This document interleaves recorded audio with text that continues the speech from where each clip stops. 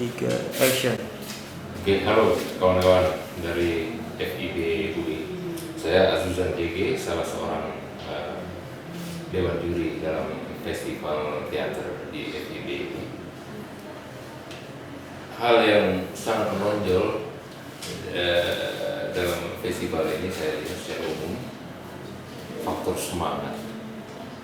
Jadi ketika ada teman-teman di teater di Jakarta mengatakan teater sudah mati, tapi saya melihat di sini ada denyutnya semangat.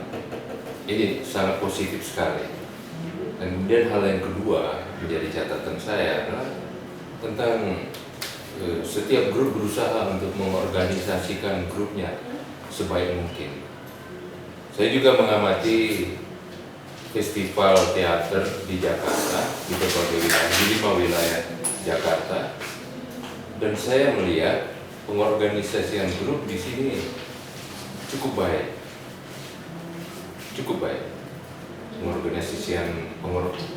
Pengorganisasian grup dalam artian bagaimana mereka begitu kompak dan solid untuk mewujudkan pertunjukan itu, kerjasama antara seluruh orang-orang yang terlibat di teater itu, baik yang menyutradarai, yang main, menata panggung, sampai yang menjadi kru, itu terlihat kompak sekali. Dari segi pencapaian artistiknya, ya ini juga cukup menarik. Ada satu kelemahan yang secara umum kita sepakati tadi dengan teman-teman, itu terdapat di festival ini, dan saya kira ini bisa ditingkatkan di masa mendatang, tentang kepekaan terhadap volume musik. Seringkali itu tidak seimbang. Musik cenderung menenggelamkan ucapan-ucapan pemainnya. Nah, kita tidak tahu apakah dalam berlatih musik itu digunakan untuk membantu emosi pemain, atau musik itu kemudian tanpa disadari belakangan datang untuk diupayakan sebagai ilustrasi pengadeganan, sehingga kelihatan kalau tanpa musik adegan itu menjadi seperti kosong gitu. Jadi ada ketergantungan yang antara pertunjukan dengan musik itu sendiri, yang seharusnya fungsi musik itu adalah pendukung pertunjukan itu. Jadi bukan menjadi bagian yang sangat dominan dan bahkan menenggelamkan permainan para aktornya. Dari segi bermain, para aktornya kelihatan sudah bermain cukup maksimal, ya. Tetapi ada banyak hal yang saya kira masih bisa ditingkatkan. Itu terutama masalah teknis bermain. Proyeksi vokal. Masih banyak pemain yang cenderung berteriak ketika mengungkapkan emosinya. Berbicara keras di atas panggung, tidak harus berteriak. Itu hal yang mendasar dalam teater. Dan kemudian masalah koordinasi gerak atau gestur. Ketika si pemain mengungkapkan emosinya atau mengungkapkan ekspresinya, masih banyak gerakan-gerakan yang tanpa disadari itu, kalau istilah teman-teman di teater itu seperti karateka gitu. Belum bervariasi, menyimbolkan ungkapan emosi dari si tokoh yang dimainkannya. Tetapi ada satu dua yang gerakannya itu cukup tertata baik. Hal yang juga menjadi catatan penting kami di sini dalam bermain tentang masalah aksi dan reaksi si pemain. Masih banyak yang cenderung memainkan aksi ketimbang reaksinya. Ketika dia berdialog, baru kelihatan dia bermain. Ketika dia tidak berdialog, dia seperti kehilangan kehilangan motivasi apa yang harus dilakukannya.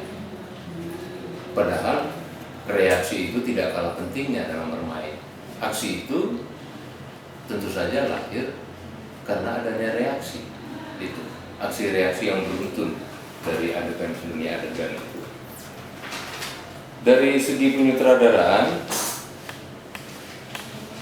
secara umumnya blocking pemain masih belum diupayakan semaksimalnya untuk membantu pemain mengungkapkan emosi-emosinya. Blocking di sini seharusnya bisa mengungkapkan, selain mengungkapkan emosi-emosi itu juga bisa merupakan komposisi-komposisi yang simbolik sifatnya.